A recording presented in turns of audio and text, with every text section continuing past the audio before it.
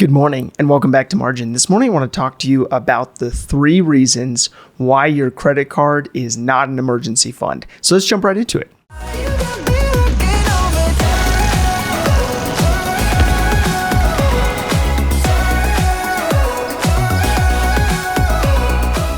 So it's so easy for us to use our credit card available balance as a rainy day fund. And I'm encouraging you today to look at it differently, to look at it from a standpoint of the risks that come with not having an emergency fund and using your credit card to take the place of an emergency fund. So in a recent publication by the Federal Reserve Bank of St. Louis, they found that January of 2020, we hit a savings rate of 7.6%. Fast forward a year from then to this point in time, we're sitting at 12.9%. So we've had about a 5% change year over year in regards to savings rates. So that's a good thing. It's a good thing to see if the savings rates go up.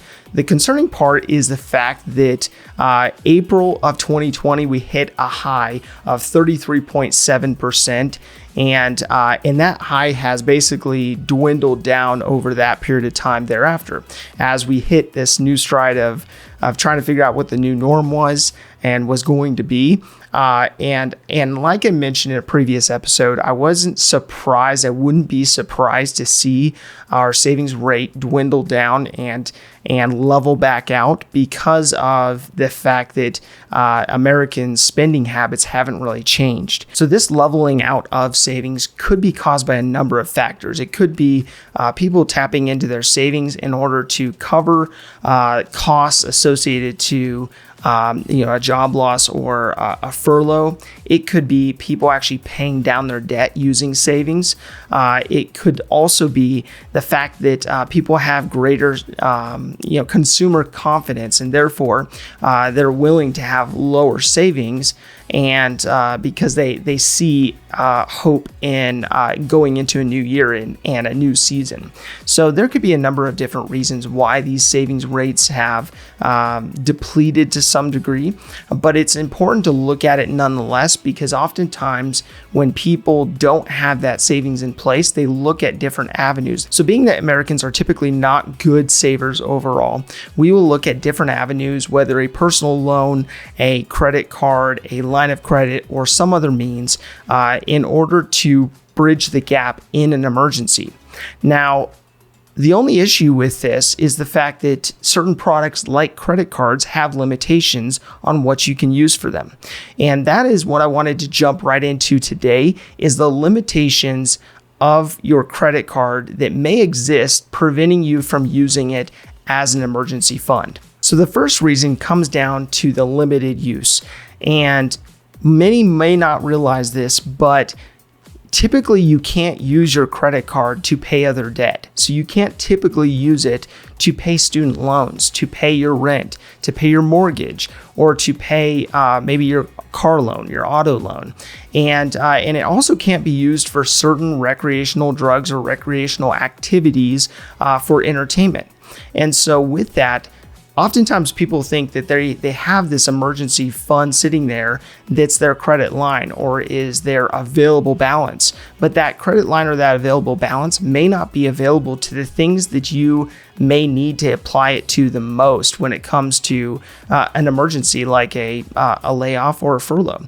And so this is a big concern, especially in light of the fact that the top items on that list have to do with housing and transportation.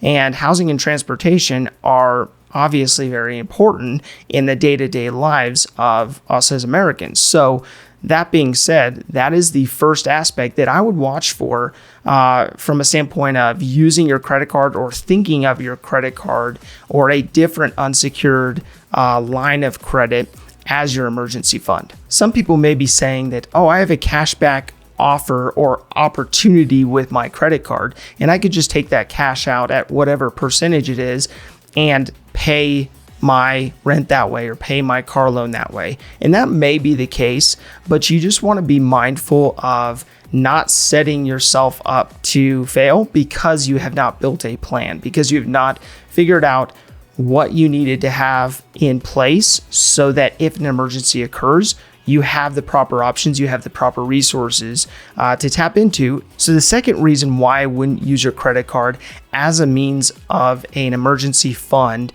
is the fact that interest from a credit card is exorbitant. And as I mentioned in a previous episode, the average today of a brand new credit card is 18%, and an established credit card is about 15%.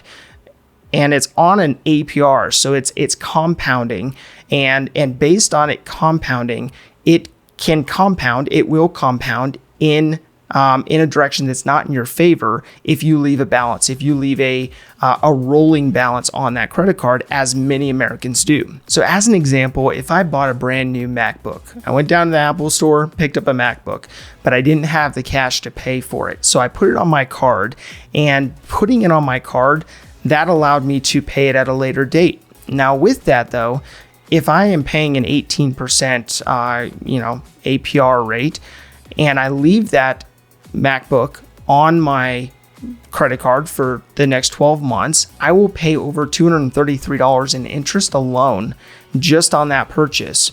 And why this is important is the fact that when you have an emergency, not saying a MacBook is an emergency, but when you do have an emergency and you put it on credit, you're not only then needing to pay that monthly payment for the minimums for your credit card, but you also have the compound interest working against you instead of for you. So in an article by Experian, it stated that credit card revolving balances had decreased. That's a good thing. From 2019 to 2020 by $73 billion. That is great news. It's great news to see that we are finally trending down. Now we'll see how long this lasts for. We'll see if the economic impact of the events that we've seen unfold actually cause those balances to increase again. But for the time being, it's great to see those balances finally let off the gas a bit. So as I've mentioned in a previous episode, we have a tendency of spending more when we're spending on credit. When we're utilizing our credit card versus cash, we have a tendency to spend more. And although we've reduced our overall aggregate amount of credit card debt by $73 billion, the other aspect that we need to consider is the fact that consumers still have a little over $5,300 in outstanding credit card debt. What this equates to is almost $1,000 a year in interest alone that people are paying on purchases like that MacBook that they needed to have, or some other purchase that's just sitting on there. And oftentimes we can justify a purchase because it's on sale, because it is something we need to have right now, but we don't actually extrapolate it out. We don't look at what that item will cost us by the time that we actually have the opportunity to pay it off.